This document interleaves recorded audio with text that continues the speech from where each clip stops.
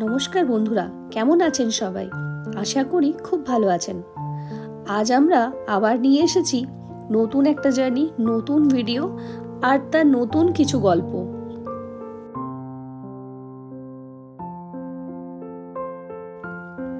আজ আমাদের গন্তব্য বাঁকুড়া জেলার বিষ্ণুপুর।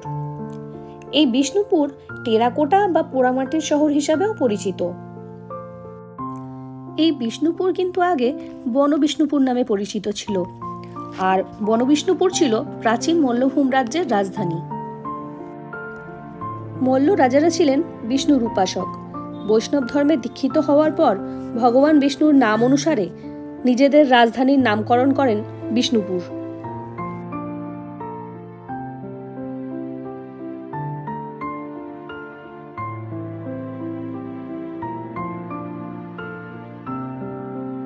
প্রায় অর্ধেক রাস্তা পার করে একটা চা বিরতি নিয়ে আবার শুরু করলাম আমাদের জার্নি। ফিরে আসি বিষ্ণুপুরের কথায়। এই মন্দির শহরটি তার দুর্দান্ত ঐতিহ্য, গর্বিত সংস্কৃতি, উজ্জ্বল স্থাপত্য এবং পোড়ামাটির গল্পগুলি আপনাকে স্বাগত জানাবে। 17th সেঞ্চুরিতে পোড়ামাটির শিল্পটি সর্বোচ্চ শিখরে পৌঁছেছিল। রাজা জগৎ মল্ল এবং তার বংশধরেরা পোড়ামাটির ও পাথরের শিল্প দিয়ে অসংখ্য মন্দির নির্মাণ করেছিলেন।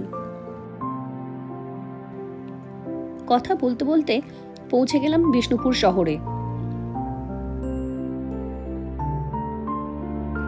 এখানে প্রায় সব জায়গায় নো এন্ট্রি থাকায় আমরা রাসমঞ্চের কাছে একটা স্ট্যান্ডে গাড়ি রেখে আশ্রয় নিলাম টোটোর।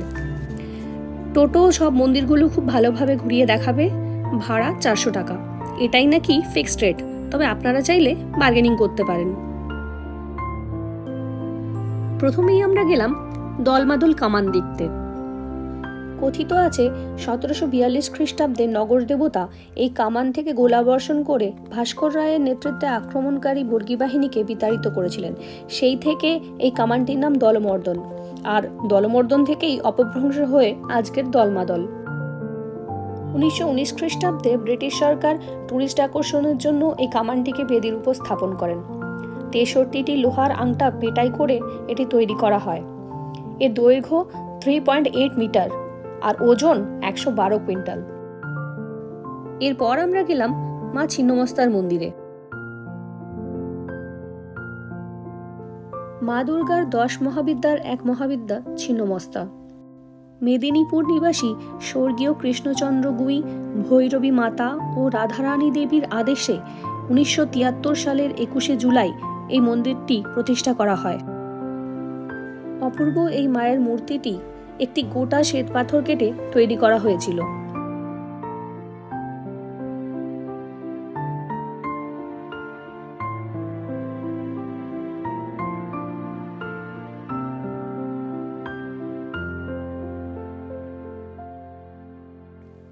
এরপর আমরা গেলাম জোড় মন্দির দেখতে।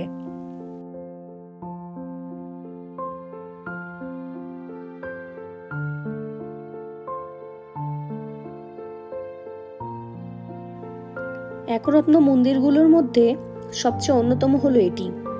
দুটি বড় মন্দির ও একটি ছোট মন্দির নিয়ে অঞ্চলটি জোড় মন্দির শ্রেণী নামে পরিচিত।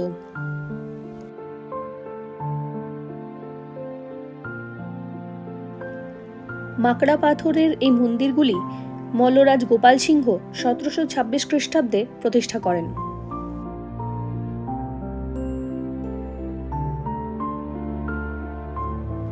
জোড় মন্দিরের কাছে সম্প্রতি শুরু হয়েছে পোড়ামাটির হাট, প্রতি শনিবার ও রবিবার বেলা 1টা থেকে।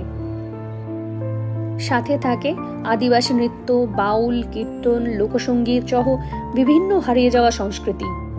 তবে আমরা অনেক সকালে পৌঁছানোয় সেসব কিছুই দেখতে পাইনি। এরপর আমরা গেলাম লালবাঁধ। লালবাঁধে ঢোকার পর প্রথমেই দুধারে দুটি মন্দির আছে, একটি বজরংবলীর, অন্যটি ভোলেনাথের।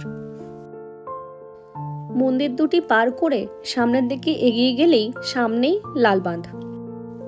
বিষ্ণুপুরের 7টি বাঁধের মধ্যে এই বাঁধটির ঐতিহাসিক গুরুত্ব অনেকখানি। মূলত জলকষ্ট দূর করা আর প্রতিরক্ষা ব্যবস্থা স্ট্রং করার জন্যই এই বাঁধগুলি তৈরি করা হয়েছিল। দ্বিতীয় রঘুনাথ সিংহের আমলে লালবাইকে নিয়ে আসা হয়েছিল নর্তকী হিসাবে। রাজা লালবাইকে ভালোবেসে ফেলেছিলেন এবং এই বাঁধে তারা এসে নৌকা বিহার করতেন। কথিত আছে ষড়যন্ত্র করে রানী এবং প্রজারা এই বাঁধে লালবাই ও তার ছেলেকে নৌকা ডুবিয়ে মেরে ফেলেছিলেন। সেই থেকে এর নাম লাল বাঁধ।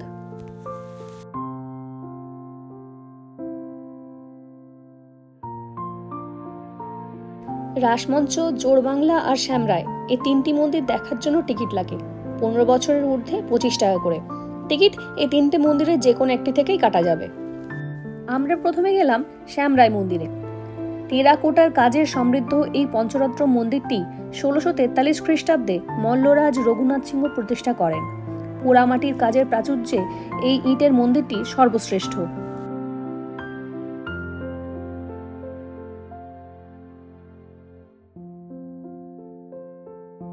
এটি হলো গুমঘর। 17th সেঞ্চুরিতে মল্লরাজ বীরসিংহ এটি তৈরি করেছিলেন। অনেকের ধারণা এখানে অপরাধীদের শাস্তি দেওয়া হতো, আবার কেউ কেউ বলেন এটি মল্লরাজাদের শস্যাগার ছিল। তবে ঐতিহাসিকদের মতে এটি ছিল রাজবাড়ির জলের ট্যাঙ্ক, কারণ এর কাছাকাছি পোড়ামাটির কিছু জলের পাইপও পাওয়া যায়। এরপর গেলাম জোড়বাংলা মন্দির। অপূর্ব স্থাপত্যকলার এই মন্দিরটি মল্লরাজ প্রথম রঘুনাথ সিংহ 1655 খ্রিস্টাব্দে প্রতিষ্ঠা করেন। পরস্পর জোড়া দুটি দোচালা কুটি নিয়ে তৈরি, তাই মন্দিরটির নাম জোড়বাংলা। কৃষ্ণরায় মন্দির নামে পরিচিত হলেও বাংলা স্থাপত্য অনুসারে জোড়বাংলা মন্দির বলা হয়।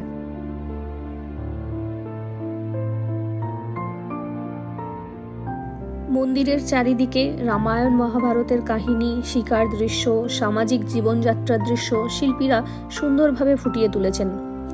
বাংলার পোড়ামাটির অলঙ্করণের শ্রেষ্ঠ নিদর্শন হিসেবে এটি পরিচিত।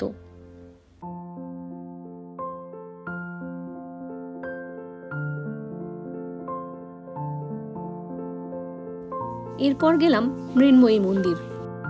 কথিত আছে মল্লরাজ জগৎমল্ল 997 খ্রিস্টাব্দে দেবীর দৈবাদেশ পেয়ে মন্দির ও মূর্তি প্রতিষ্ঠা করেন। এই মূর্তিটি গঙ্গা মাটির তৈরি।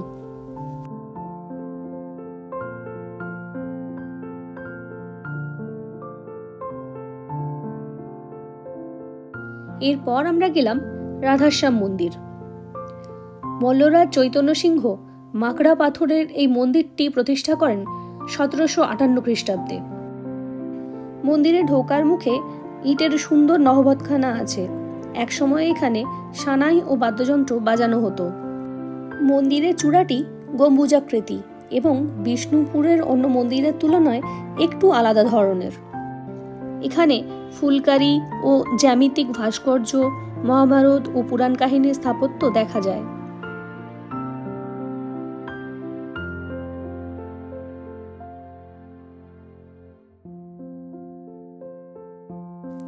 মন্দিরের সামনে ডান দিকে এটা ছিল নাটমঞ্চ।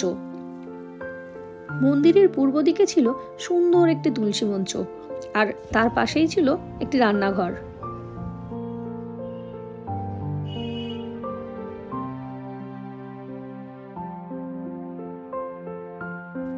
এই মন্দিরে রাধাশ্যাম, গৌরনিতাই ও জগন্নাথ ঠাকুরের মূর্তি পূজিত হয়।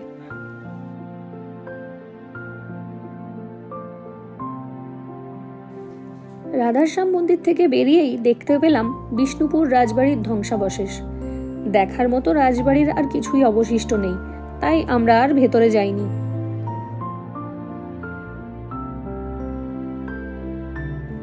এরপর আমরা গেলাম কেল্লা তোরণ বা বড় পাথর দরজা দেখতে। মাকড়া পাথরের তৈরি খিলান সজ্জিত এই প্রবেশপথটিই ছিল বিষ্ণুপুরের প্রাচীন দুর্গের উত্তর দিকের প্রবেশপথ। এই রাস্তার দুই দিকে সৈন্যদের জন্য ছিল দোতলা দালান। তীরন্দাজ ও বন্দুকধারী সৈন্যদের অস্ত্র চালাবার জন্য দালানে ছিল ছোট ছোট গর্ত। সম্ভবত 17th সেঞ্চুরিতে মল্লরাজ বীরসিংহ এটি তৈরি করেছিলেন। এটি হলো ক্ষুদ্র তোরণ বা ছোট পাথর দরজা। নির্মাণকাল কেল্লা তোরণের সমসাময়িক। এর ডান দিকে মূর্চার পাহাড়ে জন্মাষ্টমীর সন্ধিক্ষণে কামানের গর্জন হয়। এই কামানের শব্দে মৃন্ময়ী মাতার মন্দির ও অন্যান্য দুর্গামণ্ডপে বলিদান হয়। এই তোপধ্বনির সময় প্রচুর লোক সমাগম হয়।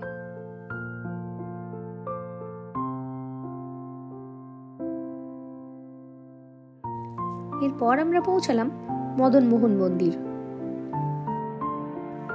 মল্লরাজ দুর্জন সিংহ 1694 খ্রিস্টাব্দে এই একরত্ন ইটের মন্দিরটি প্রতিষ্ঠা করেন।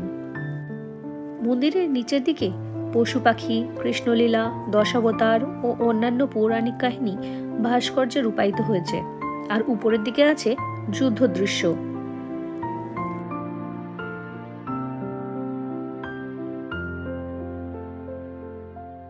এখানে মদনমোহন ঠাকুরের নিত্য সেবা, রাস, দোল ও নামযজ্ঞ এখনো হয়ে চলেছে।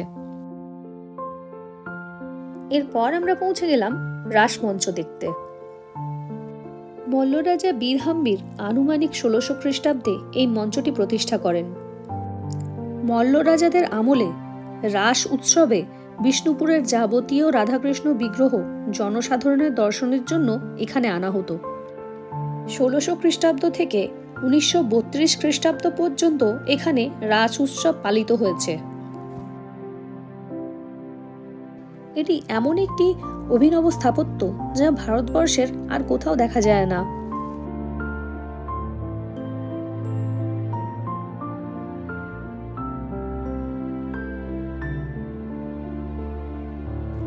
এই রাসমঞ্চের নিচের বেদি মাকড়া পাথরের তৈরি, আর উপরের স্থাপত্য ইটের।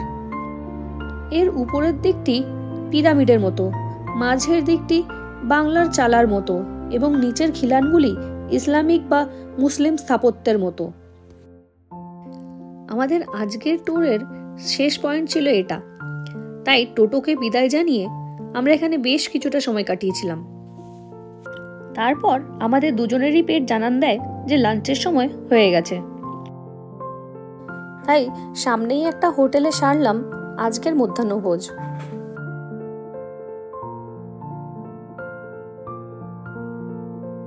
দেখতে দেখতে শেষ হয়ে গেল আজকের দিনটা। অনেক কথা বলা হলেও যেন না বলা রয়ে গেল আরো অনেক কথা। বিষ্ণুপুর বালুচরী শাড়ি এবং বিভিন্ন ধরনের নিদর্শনগুলির জন্য বিশ্ববিখ্যাত এই সুন্দর জায়গায় আপনার ছুটি কাটানোর প্ল্যান করুন। ঘুরে দেখুন এমন একটি শহর যা টেরাকোটার ভাষা বলে। এখানকার বিভিন্ন মন্দির আপনার আশেপাশে ফিসফিসিয়ে বলে যাওয়া ইতিহাস এবং মায়াময় শিল্পকর্ম অবশ্যই আপনাকে রোমাঞ্চিত করবে। আর তার সাথে উপরি পাওনা আমাদের বাংলার এই অপরূপ প্রাকৃতিক সৌন্দর্য, যা দেখতে দেখতে আপনার মন অনায়াসেই পাড়ি দেবে দিক হতে দিগন্তে।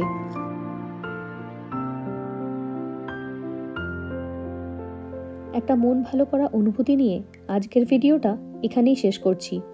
ভিডিওটা কেমন লাগলো আমাকে অবশ্যই কমেন্টে জানাবেন। ভালো লাগলে লাইক, শেয়ার আর সাবস্ক্রাইব করতে ভুলবেন না কিন্তু। ভালো থাকবেন, সাবধানে থাকবেন। খুব শীঘ্রই ফিরবো নতুন একটা গল্প নিয়ে।